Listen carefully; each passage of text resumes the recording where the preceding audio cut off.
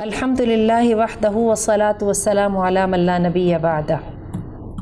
As today, this is the 5th day of our project, Quran project.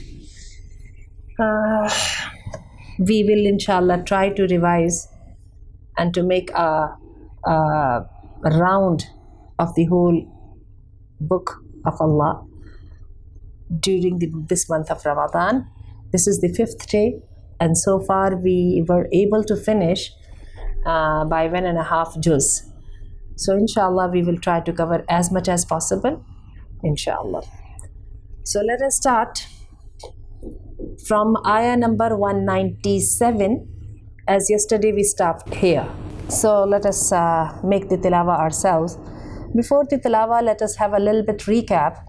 Yesterday we had few topics regarding halal and haram in regards to eating, and also we talked about few things regarding the Arkanul Iman and Arkanul Islam. Yesterday we learnt in detail as the explanation of Ayah al-Bir, and also then we learnt about the concept of qasas in Islam. We also learnt about the previous way that used to be used for the deceased one to make the will, as it still is prevalent in many of the countries in modern world. They still depend on the bequest or the will made by the deceased or made by the dying person regarding his inheritance, and they usually go by this. That's why a person who is leaving the dunya, if he is not happy with his own blood and flesh, his own children, so he can easily donate, or he can give all his money and property to someone else who might be living next door or who might be living somewhere, but he has good relationship with him. But Allah made mansukh these ahkam by ayatul mawarith, in which Allah has clearly given the different distribution criteria when it comes to the inheritance, and Allah has given certain portion of property to different person by different levels. So we read about this, and also yesterday very interestingly we studied few ayat, we learned few ayat according to about the commandments of fasting.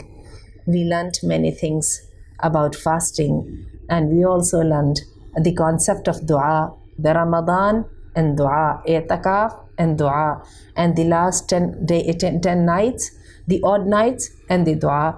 We also learned about jihad, and we learned that our deen is not the deen of weakness. It's the deen with strong preparation and being very productive and proactive. So we were given clear commands by Allah to stay ready for any unprecedented circumstances. The last thing what we've been doing, and we started doing, that was about Hajj and Umrah, and that's the topic that we will be inshallah continuing. I'll start from the new ruku. Yesterday we were able to redo ayah number 197, but we said that we will inshallah revise in tomorrow's lesson the same ayah. So let's see what does Allah say in this one. I will make tilawa a little bit, and then we will make the translation inshallah. أعوذ بالله من الشيطان الرجيم. الحج أشهر معلومات، فمن فرض فيهن الحج فلا رفث ولا فسوق ولا جدال في الحج، وَمَا تَفْعَلُوا مِنْ خَيْرٍ يَعْلَمْهُ اللَّهُ وَتَزَوَّدُوا فَإِنَّ خَيْرَ الزَّادِ التَّقْوَى وَاتَّقُونِ يَا أُولِي الْأَلْبَابِ لَيْسَ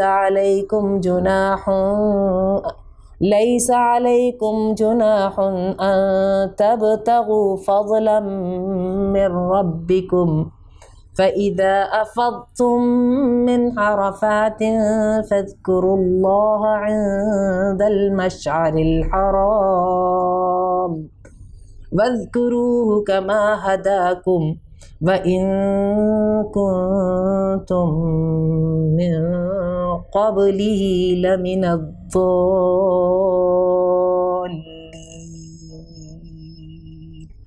ثم أفيضوا من حيث أفاض الناس واستغفروا الله إن الله غفور رحيم. Al-Hajj Ashhurum Ma'lumat. The months for the Hajj are the certain, are the counted, well known. And whoever makes Hajj binding upon himself in these months, then he must not be having sexual interests, and he shouldn't be having any sin, and he shouldn't be arguing, and he shouldn't be entering into the state of fight with anyone during this time. Like he is in a sacred state, and he should be away from these all things. وَمَا تَفْعَلُوا مِنْ خَيْرٍ, and whatever you do from the goodness, Allah knows it. وَتَزَوَّدُوا, and take the provision with you. As we know that the Hajj travel is bound with hardship, and it requires a lot of provision to be ready in case of need. So take the provision with you, and the best provision is at-taqwa. وَاتَّقُونِ يَا أُولِي الْأَلْبَابِ, and fear me, O wise people. Wise is the one who has chosen to make the pilgrimage, and wise is the one who has taken a provision with him, the provision of at-taqwa. And wise is the one who has decided to do Hajj, and afterwards he stayed away from all those things. Those are not worthy of Hajj at all. لَيْسَ عَلَيْكُمْ جُنَاحٌ أَن تَبْتَغُوا فَضْلًا مِّن رَّبِّكُمْ. There is no problem that you seek the fadl from your Lord. فَإِذَا أَفَضْتُم مِّنْ عَرَفَاتٍ, when you are coming from Arafat, then mention Allah عند المشعر الحرام, near to Mash'ar al-Haram. So the thing is that as we know very well, in Hajj one visits the holy sites, and among those holy sites there is one site of Mina, the other site is Makkah, Ka'batullah itself, and the other site is Muzdalifah, and the other site is Arafat. Arafat is the day after 3 days of staying in Mina. The Hujjaj, or the pilgrims, they move. They go to Arafat for the main Hajj day, the 9th of Dhul Hijjah. They stayed there, they offer their 2 prayers there, and then they listen to the khutbah of a Hajj, and then they return from there. And they are expected to spend their night close to Muzdalifah. Muzdalifah is the place where the Quraysh, the actual inhabitants of Makkah, wouldn't go there. They would consider this place was only for the outsiders. So they wouldn't visit it, and they would straight come back to Medina. While after the hukm of in this ayah, the stay in Muzdalifah had been considered the part of Hajj, and after this night stay in Muzdalifah, one is expected to come back to Mina for the Eid day to make the sacrifices and throwing the stones at Shaitan. So let's see, now we will translate once more so that we can understand the full concept of the ayah. Laysa alaykum junahun, there is no problem that you seek the fadl from your Lord. Okay, one thing is clear there, that if one has gone with the intention of Hajj, it does not mean that he is kind of like in i'tikaf, he is not expected to do anything which is not worthy of, which is not part of Hajj. No, this is not the case. This visit can be used for money making as well. There could be some businesses, there could be some business meetings possible, there could be some business ventures. Those could be related to the pilgrims. Like one of my friends, I remember when I performed Hajj, obviously that was they used to be very hot days, so they had a stall of lemonade, and while in the state of ihram, they would set up their stall of lemonade, and they would sell it, and they would make a lot of money because everyone would come for lemonade.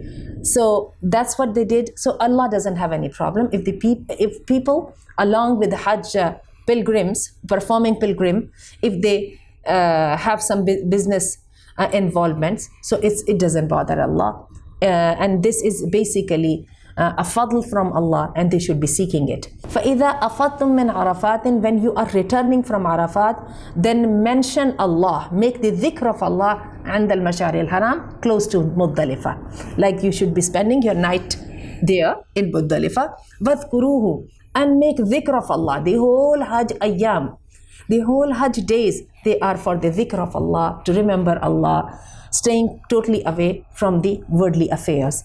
And I know the state of my heart at that time, when we were setting off for this holy journey. We had so many long list of du'as. We will be making this dua, and even our friends, our relatives, they sent us written du'as that we should be praying for them, and we happily included them in the long list. But when I saw Kaaba first time, I forgot every dua. This was only one thing. And when Allah granted me the tawfiq to make the rounds around Kaaba, then there was only one thing on my mind. Oh Allah, forgive my sins. Oh Allah, I'm not worthy of this place. I'm not worthy of your companionship. Oh Allah, forgive my sins.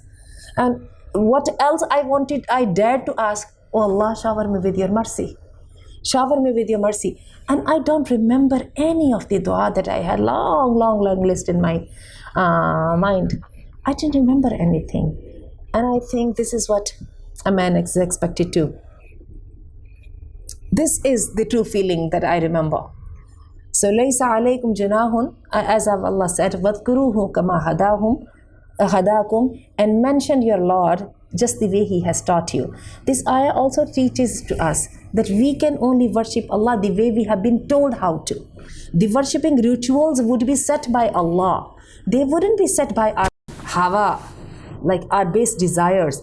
There are so many people living in filth and not abiding by any conjunction of Sharia, yet claiming to be Allah wale, and they are just making the dhikr, Allahu, Allahu, Allahu, and they think that this kind of worship, they are spending their days and night in the worship. This is not the worship, unless it has the dress or it has the contour of Prophet Sallallahu Alaihi Wasallam's Sunnah.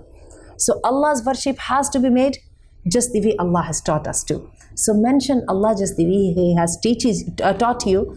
وَإِن كُنْتُم مِّن قَبْلِهِ, and before this all, لَمِنَ الضَّالِّينَ, you were lost. Many people before Islam, the advent of Islam, they tried to worship Allah alone.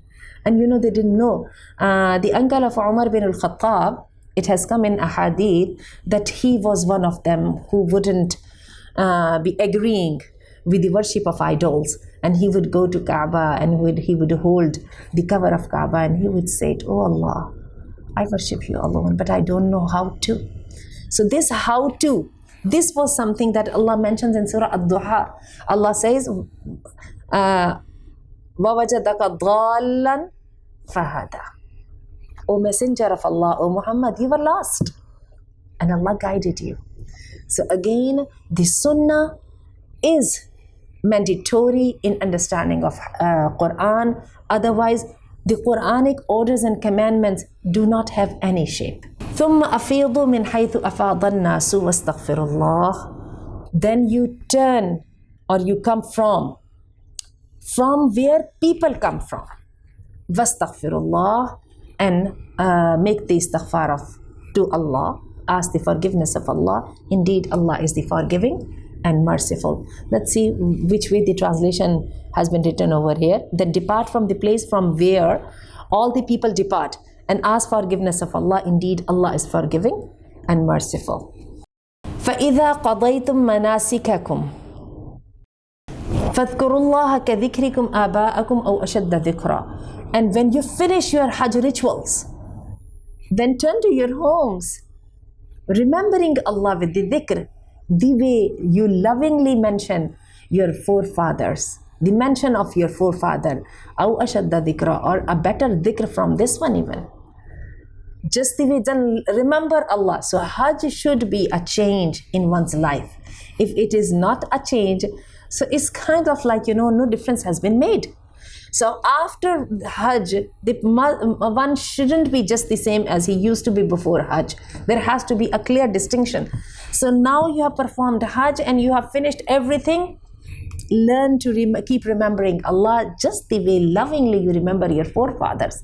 They are Arabs. They used to be so much sticking with their tradition, and in their gatherings they would be having poetry composed, and everyone would be reciting the poetry, tributing their forefathers, their bravery, their akhlaq, their noble characteristics or whatever, and it would be done with devotion. So Allah is saying, just the way you used to mention your forefathers with devotion, just now mention Allah in place of them with the same devotion, even better, more than that devotion. Because obviously that devotion is with the servants of Allah, and this devotion is for Allah Himself. So Subhanallah wa bihamdihi adada khalqihi wa rida nafsihi wa zinata arshihi wa midada kalimati. Oh Allah, I purify you and I make the tasbih of you, adada khalqihi, equal to the counting of your creation, wa midada kalimati, and whatever the kalimat could do, and that is suitable to your glory. And in another beautiful dua, Prophet ﷺ said, "La nuhsi thana'an alayka anta kama athnayta ala nafsik." We cannot praise you, but you can praise yourself. Kama athnayta. But you are the one who can praise yourself. And we know very well, if all the trees in this dunya are turned into pens, and all the waters, all the oceans, they are turned into ink, and they start writing Allah's kalimat, there is no end. They wouldn't be able to do that. So whatever we have been given, it's very little. It's very little, and we have been given what Allah decided us to know only. So think of Allah's ilm, and think of Allah's sifat, and think of Allah's glory. Let alone mentioning it, comprehending is beyond human. So mention Allah just the way you used to mention your forefathers, or more mentioning, comparing to your forefathers. فَمِنَ النَّاسِ, and from the people, مَنْ يَقُولُ, who say, رَبَّنَا آتِنَا فِي الدُّنْيَا, oh Allah, grant us in this dunya, وَمَا لَهُ فِي الْآخِرَةِ مِنْ خَلَاقٍ, and he will not be having any part in the akhirah. There are the people, their all efforts are for this dunya. There are all du'as are for this dunya. They're all wishes for this dunya. They don't have much of the concern regarding ayah. So it's upon Allah whether He gives them dunya or not. Dunya even is given by Allah. If He is given dunya, actually He doesn't have any part in akhirah, because what you have not desired, you will not be getting it. And Allah does not listen to the heart that is oblivious. And Allah does not grant this kind of blessings and bounties without demand, without considering their values. وَمِنْهُمْ مَنْ يَقُولُ, comparing to these people who are only concerned about their dunya, there are other people. وَمِنْهُمْ مَنْ يَقُولُ, and from among them, there are few people, they say, رَبَّنَا آتِنَا فِي الدُّنْيَا, oh Allah, grant us in this dunya hasanatan, goodness, وَفِي الْآخِرَةِ hasanatan, in an akhirah goodness, وَقِنَا عَذَابَ النَّارِ, and save us from the hellfire. Comparing to them, there are the other people. They have the akhirah, they have the adhab in their understanding, and they want Allah's refuge. against these evils, and they say, Allah, this dunya should be good, and Allah, akhirat should be good. And Allah in this dunya, and Mufassirin have gone, when they are talking about the goodness in this dunya, many of them interpreted this word hasana in case of salih kids, once salih of spring. And many of them, they have mentioned so many things, but actually it constitutes every goodness that is considered to be worthy in this dunya. But they are also equally concerned about the goodness in akhirah. So they ask Allah, save us from the hellfire. أُولَٰئِكَ لَهُمْ نَصِيبٌ مِّمَّا كَسَبُوا. This kind of people are actually the ideal for Allah. Those do not neglect and ignore their akhirah. أُولَٰئِكَ لَهُمْ نَصِيبٌ مِّمَّا كَسَبُوا. These are the people, for them is the nasib, for them is the part or share what they have been doing in case of in shape of good deed. Wallahu sari'ul hisab, and Allah is the one who is very swift in accountability. Don't think no one would be questioned or no one be caught hold of. Allah is quick to make the reckoning. So we have studied, we have finished until ayah number 202. So 203 we will be starting from. The topic continues. The topic is about Hajj, and the topic is about mentioning Allah and remembering Allah, making the dhikr for Allah. This continues. Hajj ayyam are denoted for this devotion and dedication. وَاذْكُرُوا اللَّهَ فِي أَيَّامٍ مَعْدُودَاتٍ, and mention Allah in the counted days.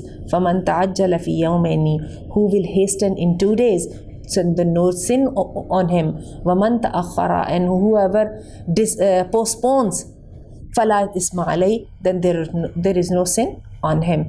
The thing is that in they stay in Mina, if someone just stays there for 2 days and then just hastens to the next step, so it's fine with Allah. And if someone delays and stays there for some more time, there is no problem. لِمَنِ التَّقَى, problem is with taqwa.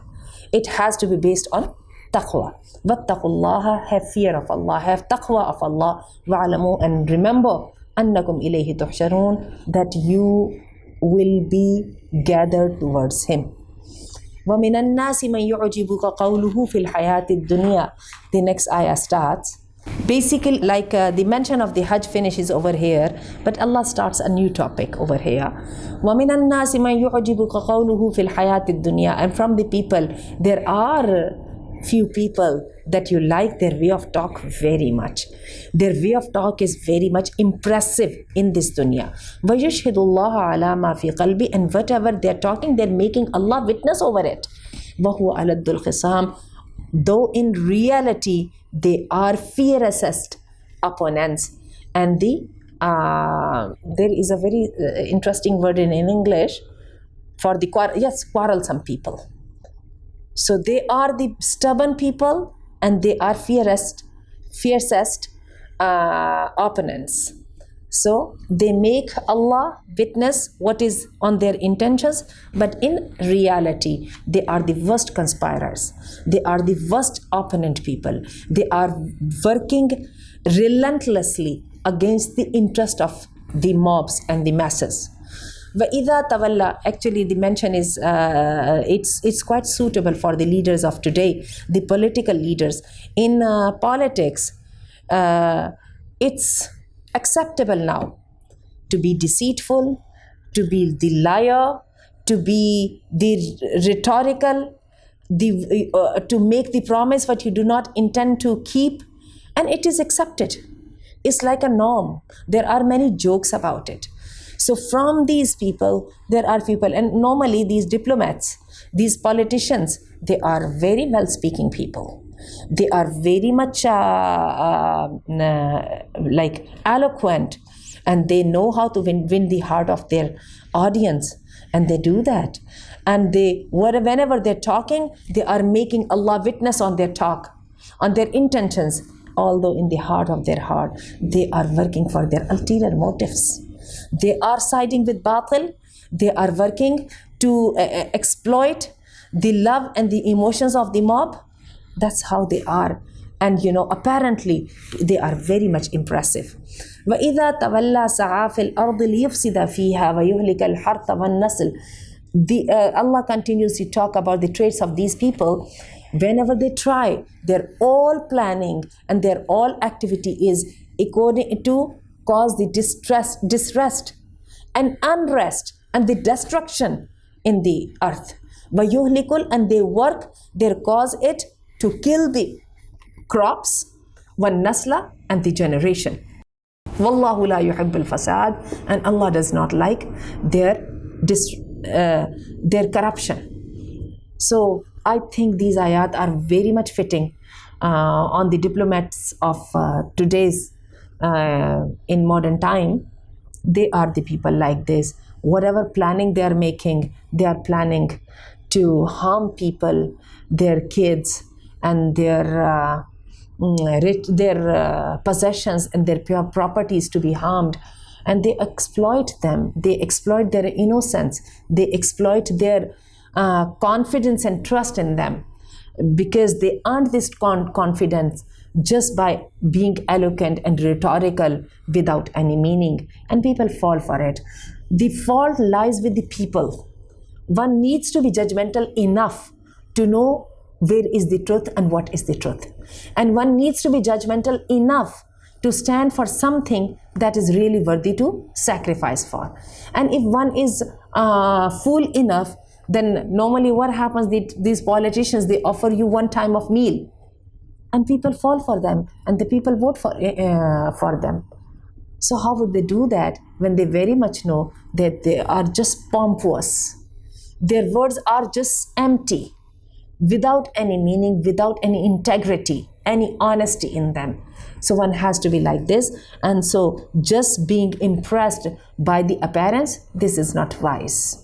وَإِذَا قِيلَ لَهُ اتَّقِ اللَّهَ, and when this kind of leaders, they are being told to have the fear of Allah, they are warned against Allah's punishment, أَخَذَتْهُ الْعِزَّةُ بِالْإِثْمِ. It's not that the conscience does not prick them, it pricks.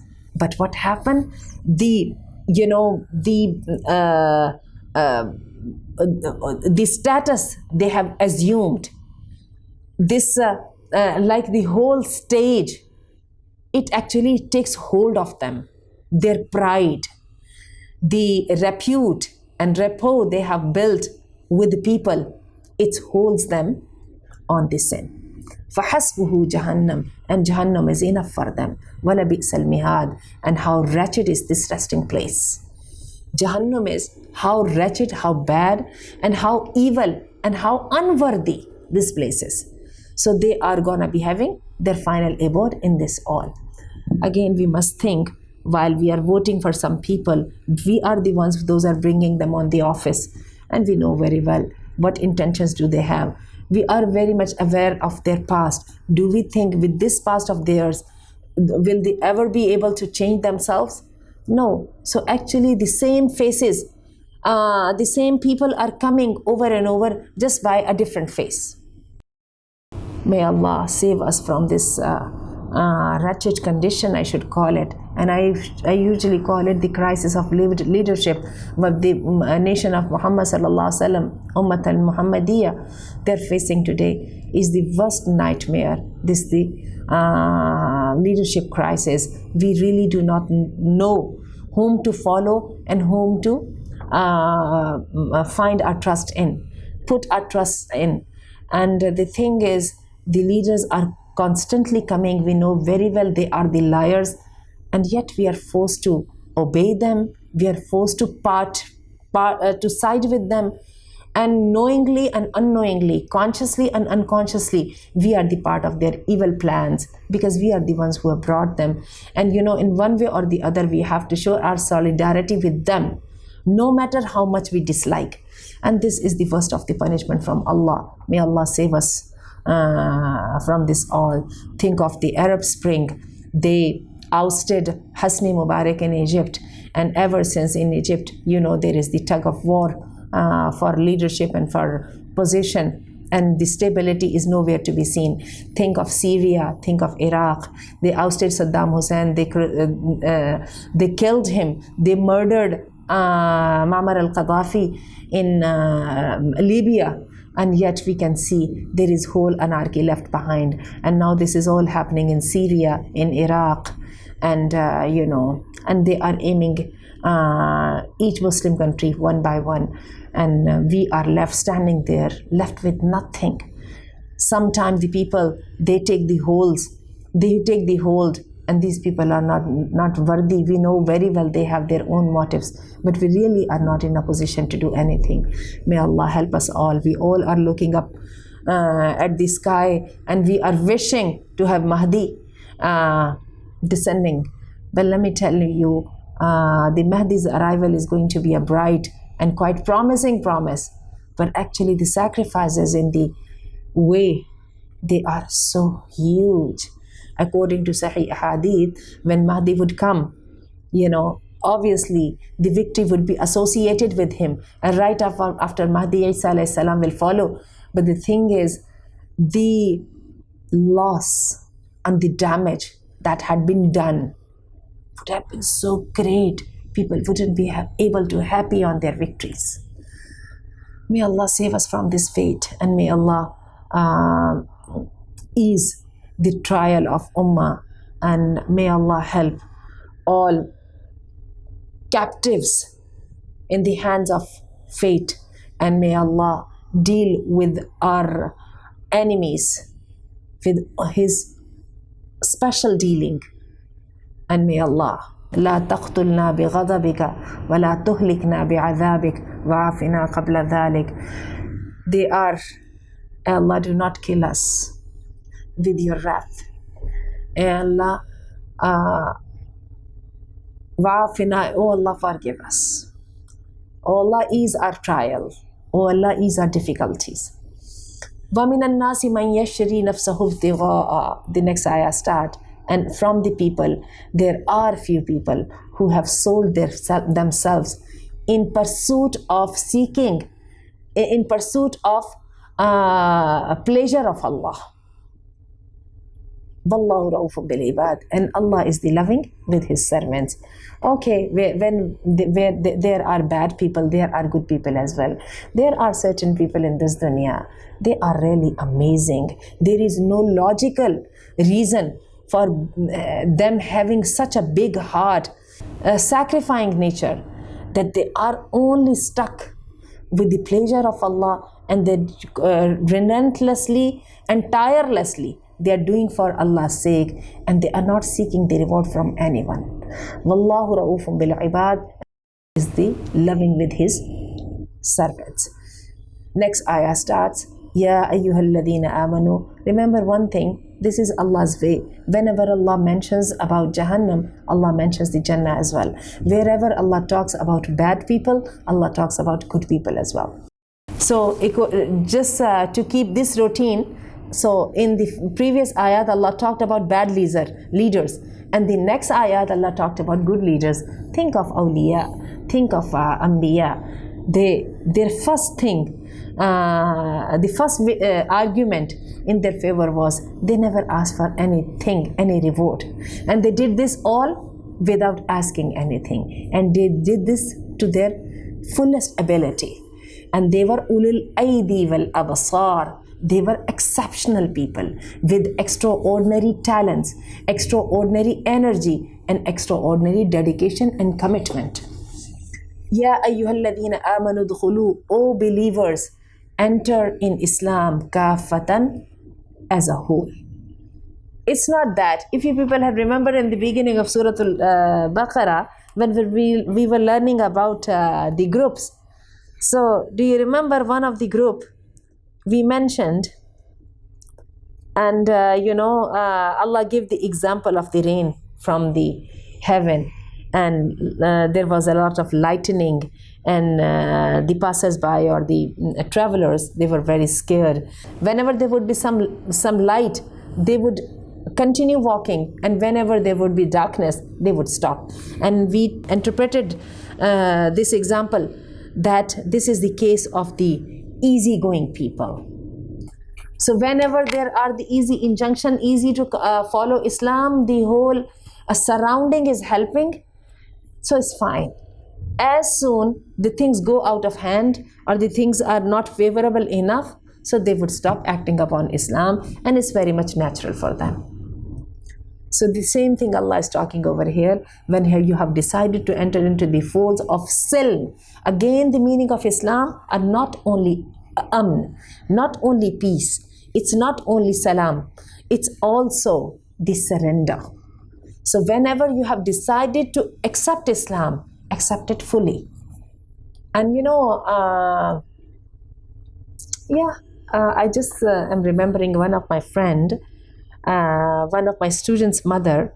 She came on a parent-teacher conference, and she was married to an Arab, and she was married, I guess, happily married for over 14 or 15 years, and she still was Christian. And I asked her, and she was very much looking like an Arab lady, and I asked her, she was, I think, some European lady, or maybe not European, maybe some Arab but Christian. And I asked her that, why didn't you convert? Didn't your husband impress you with his religion? She was very much clear. She said, actually, I like my husband, and my husband is the best person, and I have like 4 or 5 kids by him. But the thing is, and I like Islam as well, because in my household, we have to follow the Islamic ways. But the thing is, I cannot accept it. I asked why. She said, actually, it's very hard to do that. I cannot have the bounds of hijab. I cannot refrain from alcohol, from parties. And, I don't think that I will ever be able to, although I understand this is a true religion. So maybe she was lucky enough in this regard that she had taken up the path that she was very much clear about. But look at the consequences. Do you think we can compromise on that? My question to you, what do you think if you were on her place? So what would you do, considering the weakness and the folly of herself, and keeping all the weakness in view? What do you think should she be doing? She should be going one step further and accepting it, or she should be just living the way she is living, or yet she had to be bound by her household, by many things regarding in Islam. And I remember very well, she had to help her kids to have ustaz, qari. She had to help her kids in studying Islamic studies, and she had to find good people to groom them. Whatever, but that was an interesting case that came across, once I came across. Okay. Ya ayyuhalladhina amanu, O believers, if you are entering in Islam, then enter fully. Wala tattabi'u khutuwati shaytan, don't follow the footsteps of shaitan. Indeed, he is your clear enemy. Fa in zalaltum min ba'di ma ja'atkumul bayyinat, and if you waver, fa in zalaltum, remember, you have become Muslim, and then you waver after that you have received the clear signs from Allah. فَعْلَمُوا, then know that Allah has full control. He is exalted in might, and He is very wise. Like you would not accept, you will not escape from Allah, and Allah will deal with you fittingly. هَلْ يَنْظُرُونَ, are they waiting? Illa an ya'tiyahumullahu, that Allah comes in the shades of clouds, wal malaikatu, and the angels, to become believer. Are they waiting for that moment when Allah will appear in front of their eyes, and there will be malaika lined up? And but would this time be suitable for believing? Because the belief would be already there. Seeing is believing. Wa qudiya al-amr, and the matters would be decided. That was the time when becoming Muslim or believing in Allah wouldn't benefit anyone. Even, when one is still alive, but he has clear signs of death, the tawbah has stopped to be accepted. And, there is no benefit of making such kind of tawbah, unless man still has the hope to live more, and then he makes the tawbah. Otherwise, there is no point, because, just to make one believe is not Allah's aim. Everyone would believe in Allah. Who can deny Allah's might? And who can not believe on His eyes? And who cannot believe when He sees everything in front of their eyes?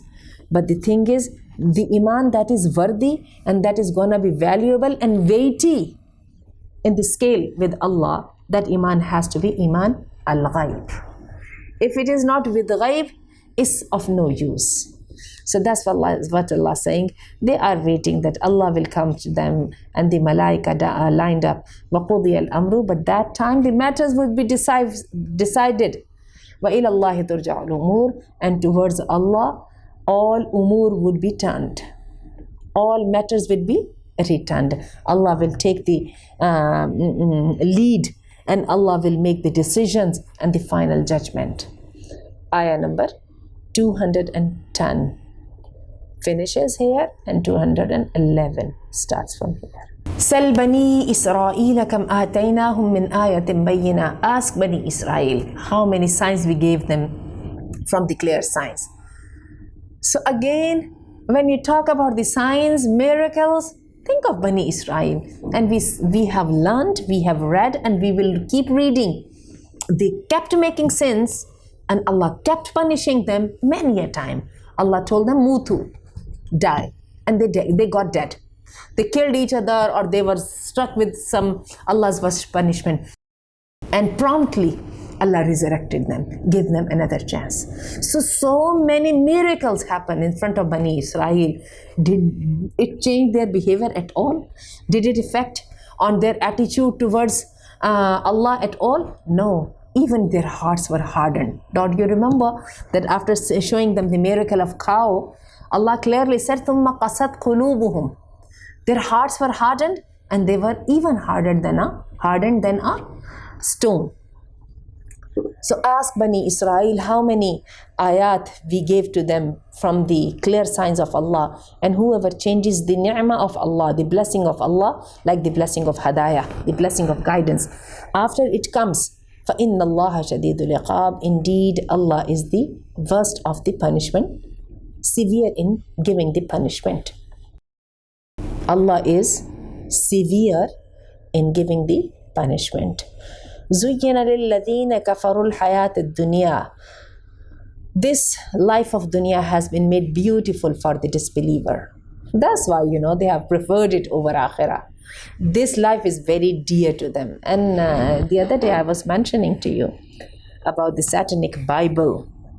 In this Satanic Bible, actually, interestingly, from one cover to the other cover, there is only one theme. This life is the life. There is no more, no tomorrow. Do whatever you like, free will, free choices, no restrictions. Comparing to this free life, there is the life of a Muslim. Starts with the bondage, ends in the bondage. And this life is constantly the life of trial. People keep going through trials, over trials. And they reach to the ditch of grave. They are resurrected on the day of judgment. They have to face Allah. Again, trial over trial. And after this, all long spans and different occasions, then the final decision comes, and that is about Jannah or Jahannam, and yet they have to stay there forever. So Allah said that the hayat of this dunya, or the life of this dunya, have been made beautiful for kuffar. وَيَسْخَرُونَ مِنَ الَّذِينَ آمَنُوا. They make fun of the believers. When they say believers in this state, and normally that's what we do. Look at you, how youthful you are. And yet you have acquired this kind of get-up. It's like you are an old lady. So what are you doing? Just enjoy your life. What is this life that you are hidden behind the curtains and you have restricted yourself so much? Let go. Again, freedom. So Allah said, and they make fun of the believers. وَالَّذِينَ اتَّقَوْا. And the people with taqwa will be above them on the day of judgment. Don't worry, just a little bit more. And you will see on the day of judgment a clear distinction between the people of taqwa and the people of kuffar. Wallahu yarzuqu man yasha'u bighayri hisab. And Allah grants the provision whomever He wants without any count. When Allah grants, then Allah gives without bounds. So basically, again, it would remind me the hadith of Jibreel, when Jibreel came to Prophet ﷺ and he was sad. Prophet asked him and he said, I have just visited Jahannam and Jannah, and Jahannam, I found it surrounded by pleasant things, by fun things, and the Jannah, I found it surrounded by boring things, by painful things. It's such a hard test. It's such a hard test. And many a time, it occurs to us, why me? Allah, why me? Did I go for this test? The thing is, who can question him? No one can question him. This is the only one full answer. And the one thing, when we believe in his adl and in him being merciful, then there are other things. Allah has made this lifespan very short. Comparing to the time, think of the light year. Our earth is away from the sun. This time of 60 years or 70 years is very less. It's actually nothing. And according to the scientists, time is nothing for this universe. This is what we have made.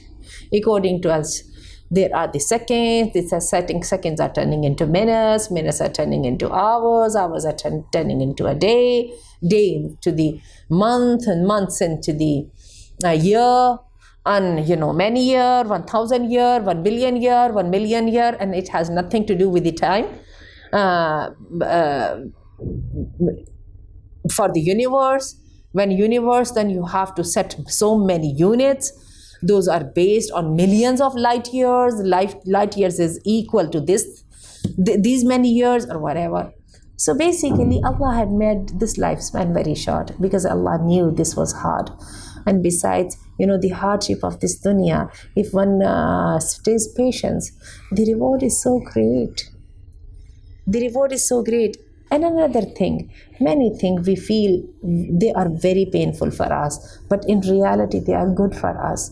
Allah has all the hikmah, and whatever Allah does, actually that's the best. Okay, let's go. And Allah grants the rizq whomever He wants without any count. كَانَ النَّاسُ أُمَّةً وَاحِدًا. People used to be one nation. Think of the early people. They didn't have many groups. And they didn't have many, sects. But they used to be just one nation. فَبَعَثَ اللَّهُ النَّبِيِّينَ. Then sent Allah an anbiya, mubashirina, the givers of the glad tidings, وَمُنذِرِينَ, and the warners against the doom, punishment. وَأَنزَلَ مَعُهُمُ الْكِتَابَ. And along with these anbiya, Allah sent al-kitab, the book, with haqq. لِيَحْكُمَ بَيْنَ النَّاسِ. So they could decide, they could make the judgment among people, فِي مَخْتَلَفُوا, in their differences, according to that book of Hadayah. وَمَخْتَلَفَ فِيهِ. And they differ in this case, and they differ, but the people those had these books, they differ afterward. They have understood the Hadayah and came to them the clear signs of Allah, بَغْيًا بَيْنَهُمْ, because of the rebellion in them. There was no point in having the differences in the presence of Allah's book, but they did it. They differ. They separated. They made groups. They fought against each other, and they violated each other's rights because of the rebellious nature, because of the stubbornness in them, because of the selfishness in them. They did this all. فَهَدَى اللَّهُ الَّذِينَ آمَنُوا. Allah guided the believers in their differences. مِنَ الْحَقِّ, with the truth, بِإِذْنِهِ, with His own mercy, with His own permission. And Allah blessed them with correct and sound judgment, with His own fadl. وَاللَّهُ يَهْدِي مَنْ يَشَاءُ. And Allah guides whomever He wants, إِلَى صِرَاطٍ مُسْتَقِيمٍ, to the right path. أَمْ حَسِبْتُمْ أَن تَدْخُلُوا الْجَنَّةَ. Do you think that you would enter in Jannah, and yet you have not found the example of the people before you. مَسَّتْهُمُ الْبَأْسَاءُ وَالضَّرَّاءُ. They had to face poverty because of having this certain path of Allah, and they had to face pains and hurts. وَزُلْزِلُوا. They were shaken with all these trials in the way of Allah. And what was their crime? That they said that our Lord is Allah. And nobody accepted this easy. We know very well. Just think of the example of Prophet Muhammad. What about the example of Prophet Ibrahim alayhi salam? Just 2 days before we talked about Allah's testing Ibrahim with few things. Allah tested him, and he got tested, and then he fulfilled, and he stayed steadfast, and he emerged as successful from these tests. But everyone had to face this test, and sometimes these tests reach to the point. Think of Isa alayhi salam. He has to face the crucifixion. Well, we believe that Allah raised him alive towards himself, but he had to face this all. Think of Ismail when he was told to be sacrificed in the way of Allah. Until the last moment he was ready for this, and this was not something easy. It was quite shaking moments. They were shaken hatta yaqulu, and they were so much hurt by the people around them, persecuted, wronged, that they cried out. Hatta yaqula ar-rasulu walladhina amanu, until the Rasul cried out, and the believers along with him, Mata Nasrullah, when will be the help of Allah? Ala, lo, inna Nasrullahi qareeb, the help of Allah is just nearby. Don't lose patience, don't lose hope, it's just nearby. There is a little bit more. Just stay patient. Yas'alunaka madha yunfiqun. Now the next ayah starts, this is about making charity. They ask you, O Prophet, what should they spend for charity? Qul, whatever you spend, min khairin, from your riches or wealth, falil walidaini, this should be for your parents, wal aqrabina, your kinship, wal yatama, and yatama, wal masakin, and masakin like needy, yatama, orphan, wabni sabil, and mujahideen. Wama taf'alu min khairin, whatever you do from the goodness, out of the sincere heart, whatever you do for the sake of Allah. So then Allah is all-knowing. The thing is, whatever you need to spend, Allah emphasizes a lot of one to having a lawful earning. But there are people, those are not so productive. Among them, there could be orphans, there could be the needy, there could be some poor relatives, and there could be, your elderly parents and your minors in the family. So obviously, what to do? So your first charity, the place of your charity, the first place of your charity, your own people. And it starts from your parents. And then it goes to the jihad in the way of Allah. وَمَا تَفْعَلُوا مِنْ خَيْرٍ, and whatever you do from the goodness, Allah is all-knowing. Allah knows it all. Ayah number 216 now. Kutiba alaykum al-qitalu wa huwa kurhul lakum. Binding upon you is the jihad, armed struggle. Wa huwa kurhul lakum, you don't like it. Wa asa an takrahu shay'an, and many a time you don't like something, but yet it's good for you. Wa asa an tuhibbu shay'an, and many a time you like something and it's not good for you. Wallahu ya'lamu, Allah knows, wa antum la ta'lamun, and we do not know.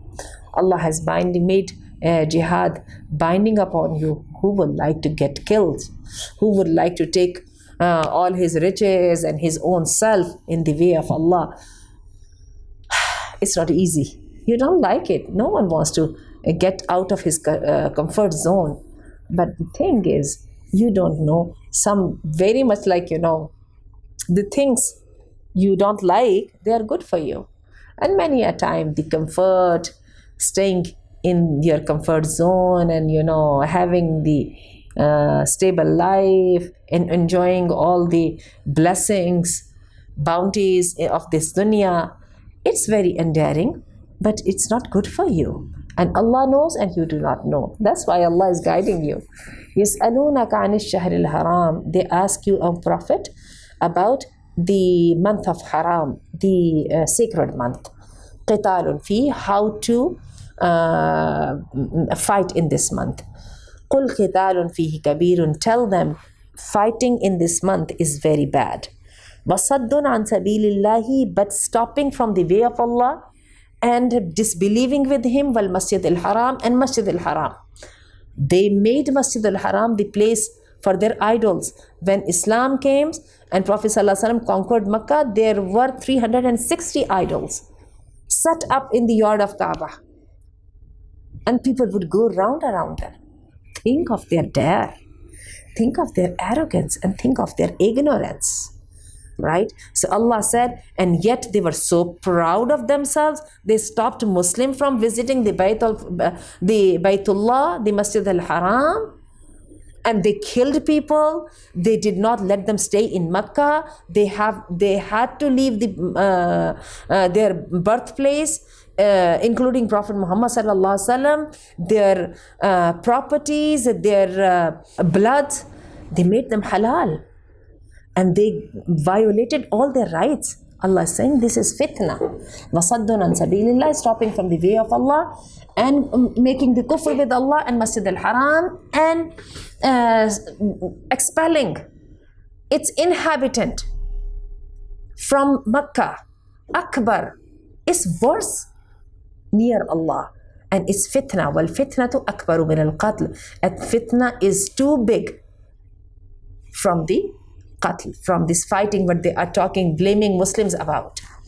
وَلَا يَزَالُونَ يُقَاتِلُونَكُمْ. These disbelievers will keep fighting with you حَتَّى يَرُدُّكُمْ عَنْ دِينِ. Unless they become successful in bringing you back in their old deen, the deen of their forefathers. In istata'u, if they would be able to.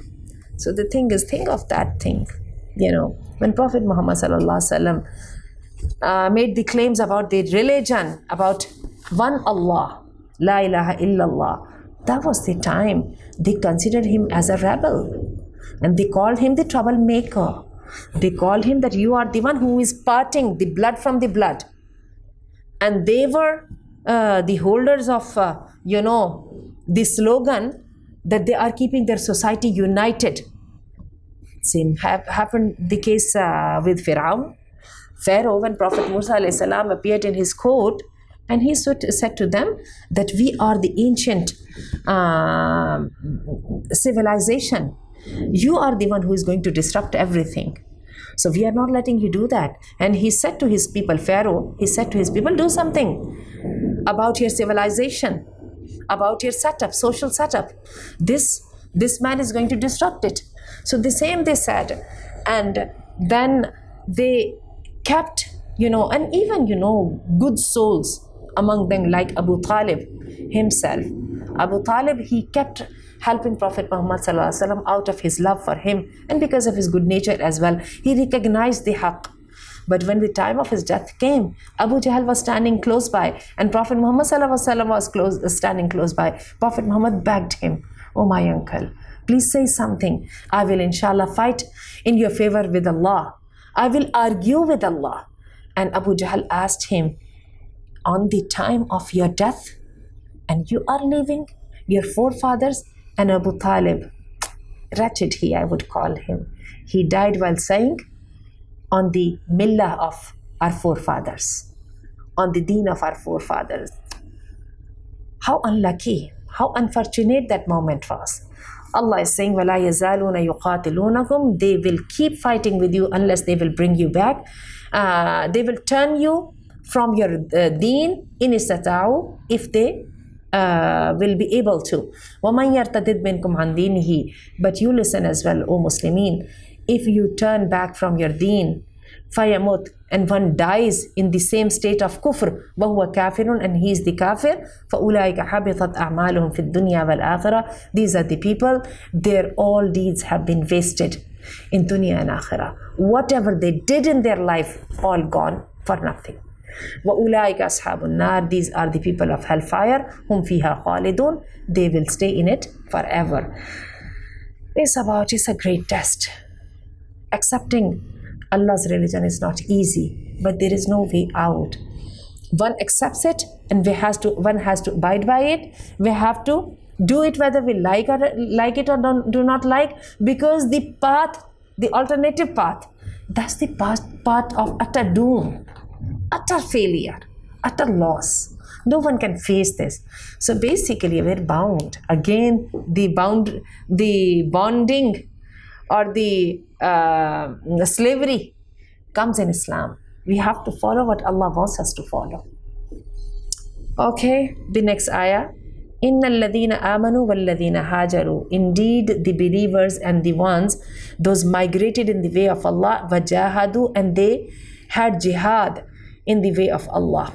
First of all, the people of Makkah, they accepted the call of the new prophet, Holy Prophet Sallallahu Alaihi Wasallam. They accepted Islam, then they made hijrah, and then after migrating to Medina, they fought and they strove in the way of Allah in shape of jihad. These are the people, yarjuna rahmat Allah, who can be hopeful for the rahmah of Allah. Successful people, the success criteria is very hard. Wallahu ghafurur rahim, and Allah is forgiving and Allah is all merciful. Yas'alunaka anil khamri wal maisir. They ask you about, and a new topic starts over here. They ask you about the gambling, and they ask you about the wine drinking. All right. Qul fihima. Tell them, in both of them. People asked. They didn't find it fitting to have gambling and wine drinking allowed in a noble religion like Islam. So they asked, they made a question, they posed a question to Prophet ﷺ. What do you think of this? What is your take about them, O Holy Prophet? Allah revealed, tell them, fihima, in both of them, the sin is more. There are certain benefits, but both of their sins are greater than their benefits, advantages. وَيَسْأَلُونَ. Until here, first of all, we will try to understand. Try to kindly send your responses in the chat box. What do you think? Why do you think Allah has a problem with gambling? Okay, in case of wine drinking, we understand this is harmful for the health. What else it harms to? According to me, first of all, they both are so much engaging. They both are so much involving one's full interest with them that the man is not able to think straight. In case of wine drinking, we know very well, intoxication. Second thing is that gambling especially, this is something, although our fun life in West, and even in here, there are casinos, people gamble. On the table of gambling, they wine drinks. There are prostitutes. In gambling, it's such an amazing idea to have whatever others have. Put this all together, and by the strike of one dice, you own it all. Okay, if you are losing now, then you can even put a bigger stake. And sometimes this stake goes on and on, then your home, your property, and then your wife, and many a time your kids as well. So maybe this unbroken hope, anticipating, might be this time. This can cause a person to die, and then there are feuds, there are fightings, wounding each other, so many, all those things. And yet Allah does not like this kind of state. Allah is not happy with the one having something without his hard work. And this is one is getting by using the tricks, by going to the courts of unholy people, and many a time they have their pacts with shaitan to win in gambling. What about the race courses? What about the cricket matches? Everything is turning into this one. So what is this all happening? The whole world is engaged in such a negative way, where the money is being transacted on a very haram lines, and no one is ready to make any productive move. In the productive move that Allah has allowed to make the money, it involves the benefit of so many people. And it makes one person to use his talents in full. People are using their talents, they are working very hard, they're engaging so many people, they're benefiting not only the society, their country, themselves, and they have a very balanced attitude. The businessmen, they are usually people of mild temper. So they have very balanced attitude, they learn life skills.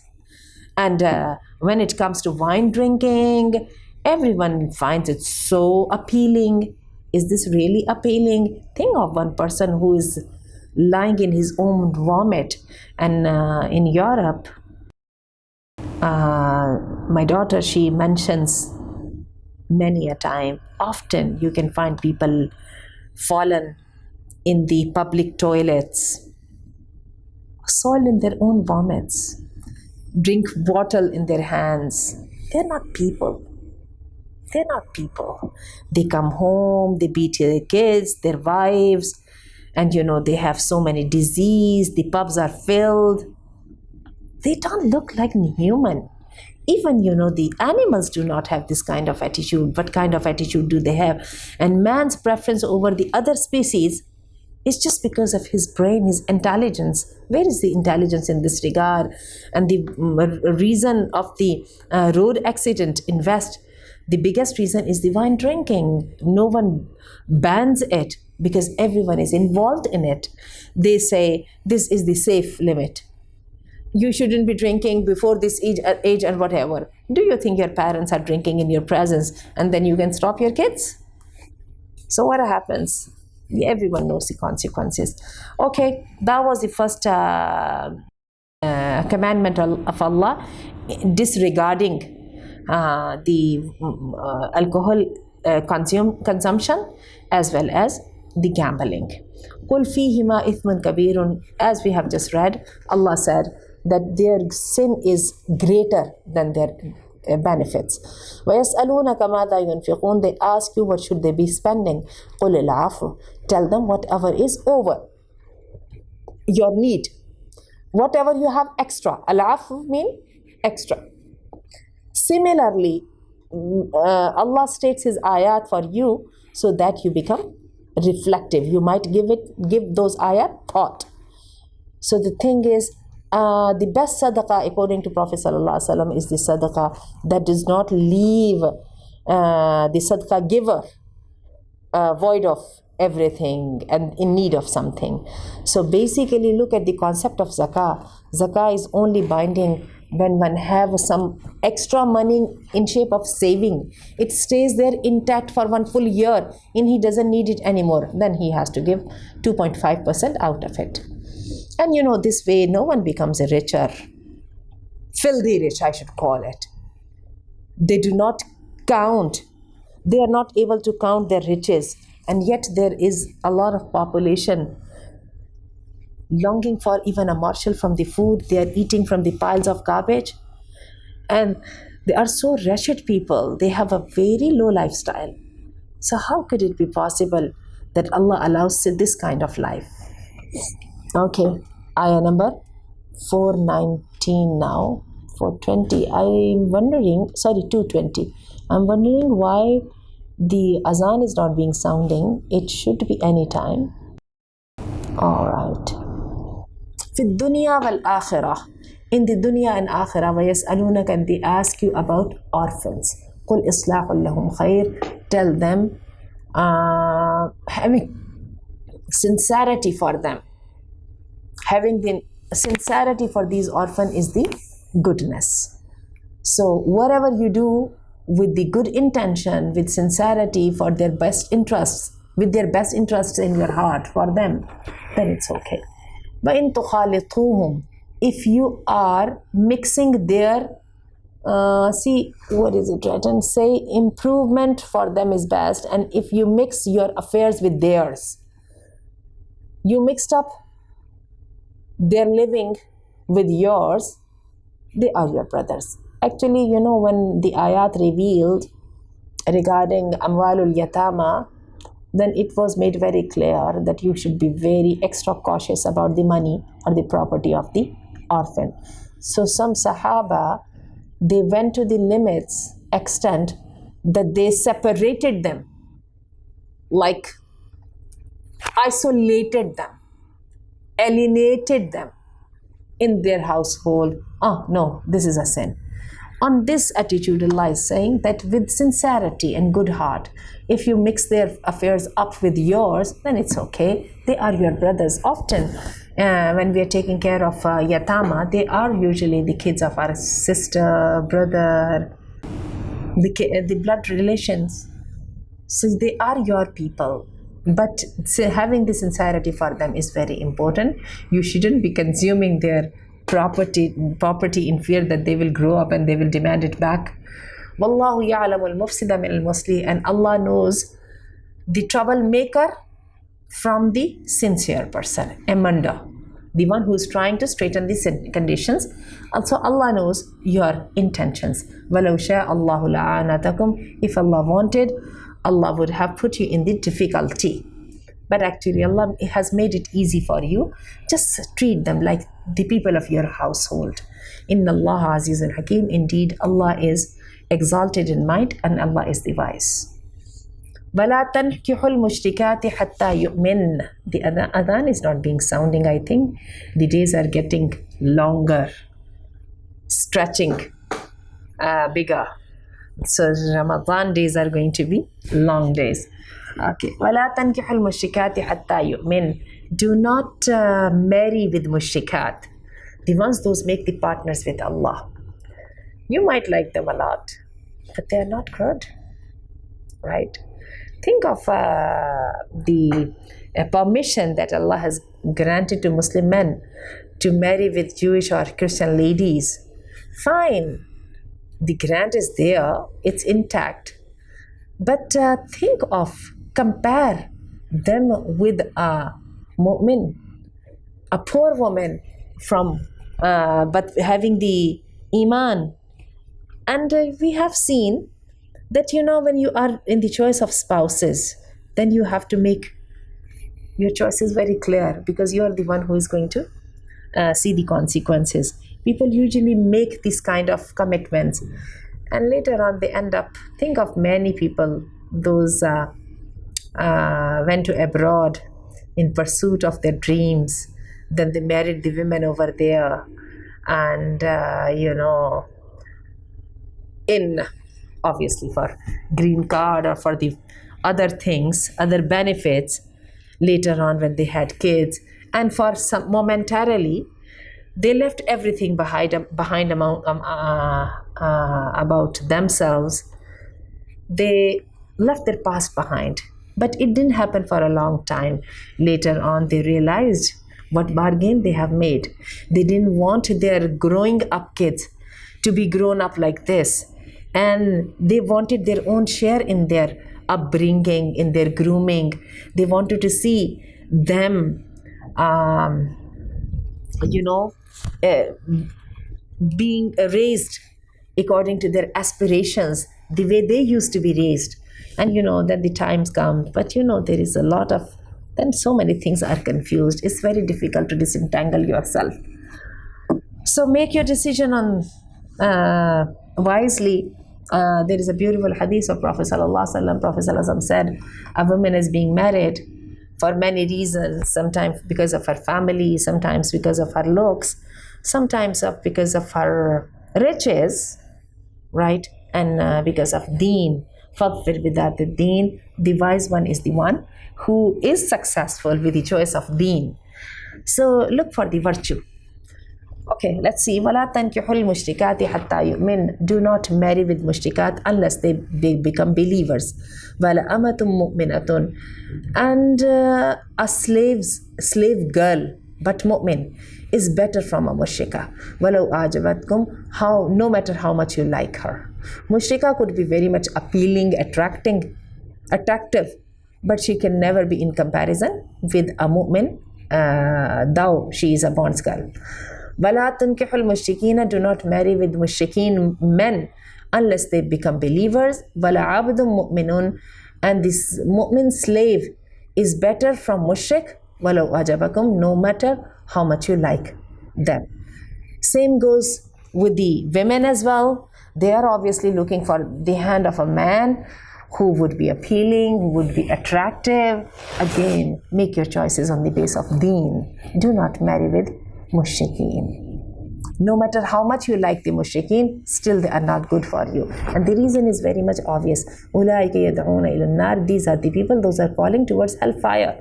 وَاللَّهُ يَدْعُو إِلَى الْجَنَّةِ وَالْمَغْفِرَةِ. While Allah is calling to the paradise, وَالْمَغْفِرَةِ, and the forgiveness بِإِذْنِهِ, from His own permission. These people are the caller towards the fire, towards the destruction, towards the loss. While Allah is calling towards the success, the forgiveness from His side, and Allah is calling towards Jannah. وَيُبَيِّنُ آيَاتِهِ لِلنَّاسِ. And Allah states the ayat very clearly for the people, so they pay heed. يَتَذَكَّرُونَ. They pick the nasiha, that they may remember. The new ruku starts. وَيَسْأَلُونَكَ عَنِ الْمَحِيضِ قُلْ هُوَ أَذًى فَاعْتَزِلُوا النِّسَاءَ فِي الْمَحِيضِ فَلَا تَقْرَبُوهُنَّ حَتَّى يَطْهُرْنَ. And they ask you about the state of menstruation. Menstruation, this has been quite a condition for different religions. In Jews, they used to have, and they still have. They have separate rooms and separate areas in their household for these women. According to them, these women are filthy. They shouldn't be touched, and they shouldn't even touch their food. They shouldn't be mingling with them. And the other day I was watching a documentary about British Jews, and I saw watched many interesting rituals they have. When the women, they come out of the state, they have kind of special bath, or but one thing is in there, that they, during this menstruation cycle, monthly cycle, the women, they are considered like not touchable. And this touchable is not in the meaning of sexual relationship only, it's involves all the other states as well. So they are kind of like outcast. In Nasara, I don't know, in Christians, how do they take it? But actually in Hindus, even I know, and even in many families, those are affected by Hindu customs, I have seen that they do not allow menstruating women to sit on the cot, or to share the meal with them, to touch their food or something like that. So people asked about the state of haid, like menstruation. Again, this is a condition. Everyone knows this is a biological condition. Every woman has to go through it. This is associated with the perfection of the ovum, the egg, and if the egg is not fertilized, then it has to be washed down and something like that. And during this period, the women, the females, they went through quite hardship. It's not an easy. They have depression. They are not at the best of their health. And besides, they should not be reciting Quran. They shouldn't be offering their salah. But this filth is, or this condition is, not actual filth. It's not that they are filthy themselves. Women cannot be filthy. But actually, that's why touching them or living with them like a normal days, it's not it shouldn't be happening, and it is not the case in Islam. But men should away from their wives in this state, and women, they shouldn't be offering salah, they shouldn't be reciting Quran, and they shouldn't be keeping fast, although in case of fast they have to make up for the lost days. So Allah is saying over here, Allah is telling, what is it? قُلْ هُوَ أَذَى. Tell them this is the pain, this is a harm, this is a condition, this is a discomfort. Then stay away from your women in the case of menstruation. Do not get close to them unless they are clean. Alright, they are over this period and they have taken bath. فَإِذَا تَطَهَّرْنَا. When they have purified themselves, فَأْتُوهُنَّ. Then you are allowed to have sexual relationship with them wherever Allah has ordered you from. مِنْ حَيْثُ أَمَرَكُمُ اللَّهُ. Where Allah has ordered you from. إِنَّ اللَّهَ يُحِبُّ التَّوَّابِينَ. Indeed, Allah loves التَّوَّابِينَ, the tawbah makers, the repentance. وَيُحِبُّ الْمُتَطَهِّرِينَ, and Allah loves the one who purify themselves. نِسَاؤُكُمْ حَرْثٌ لَكُمْ, your wives are like your fields, your farms. فَأْتُوا حَرْثَكُمْ, then come to your wives wherever you want to. Actually, since the wife brings out the kids, the children for a man, so she has been compared over here like a field or farm where man puts his seed, and the seeds, it grows and it turns into a beautiful crop like children. So Allah is saying that you are allowed to be benefited by them. وَقَدِّمُوا لِأَنفُسِكُمْ, make effort for your future. وَاتَّقُوا اللَّهَ, and have fear of Allah, and know that you are going to meet with Allah. وَبَشِّرِ الْمُؤْمِنِينَ, and there is the glad tidings for the believers. A beautiful and very important things comes up in these upcoming ayat. وَلَا تَجْعَلُوا اللَّهَ عُرْضَةً لِأَيْمَانِكُمْ أَن تَبَرُّوا وَتَتَّقُوا وَتُصْلِحُوا بَيْنَ النَّاسِ وَاللَّهُ سَمِيعٌ عَلِيمٌ. Do not make Allah a shield for your oaths. Many a time, the people are stubborn enough, arrogant and insolent enough.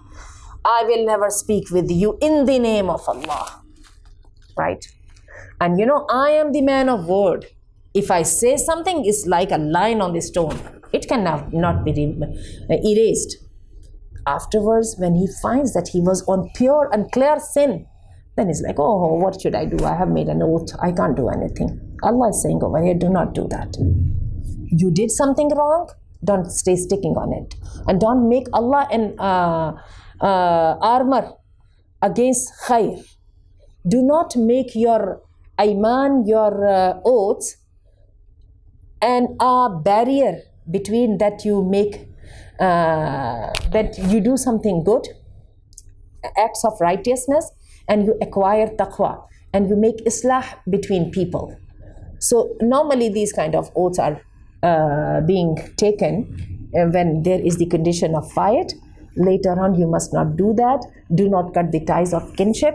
Instead, just break your oath, give the kafara, and do whatever is right to do. It's not the case, since I have said something and then I will be sticking by it. No, this is not okay. Wallahu Sami'un Alim. Allah is all hearing and Allah is all knowing. Let's do one or two more ayat, then we will finish, because then the ahkamat for talaq will start, and I will start them inshallah from tomorrow. So 225 from. All right. I will do this last ayah and then I will finish. لا يؤاخذكم الله باللغو في أيمانكم. In case of oaths and in case of swearing, we know the meaning of swearing are two. One swearing is just using the abusive words, and one swearing is just making Allah witness on your niyyah, and like emphasizing on your claim. You bring Allah into this and make him the witness. So Allah is saying swearing, the one in which you are taking an oath. Allah is saying, and we people are quite habitual of doing wallah, it's like that, qasam billah, I will do this, or this is the case, and sometimes this is just a way of talk for us. So Allah is merciful enough. Allah is saying, la yu'akhidhukum Allah, Allah is not making you responsible with the few unintentionals in your oaths, like sometimes futile, just for nothing, just a matter of habit in your oath. وَلَكِنْ يُؤَاخِذُكُمْ, but he holds you responsible. مَا كَسَبَتْ قُلُوبُكُمْ, what was the intention in your heart? So some oaths are with something in your heart, and some oaths are just being uttered by the matter of habit. So there is a difference. Allah will not hold you responsible for them, but whatever you had planned in your heart, Allah will hold you responsible with this one. Wallahu ghafurun halim, and Allah is the forgiver, and Allah is forbearing. Forbearance. This is the quality of Allah. He is almighty. He is all-knowing. He is the controller over everything. Yet He has a very big heart. And He can be very, very patient. People keep disobeying Him. People keep being insolent towards Him. And yet He keeps bearing it. He never takes away the morsels of food from their mouths.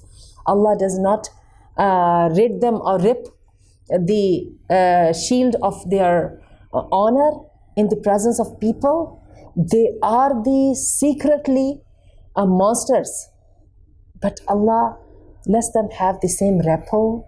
Their repute is intact, and Allah keeps giving them the time. He is forbearing. He is the one who remains patient. So this was what we have intended to do today.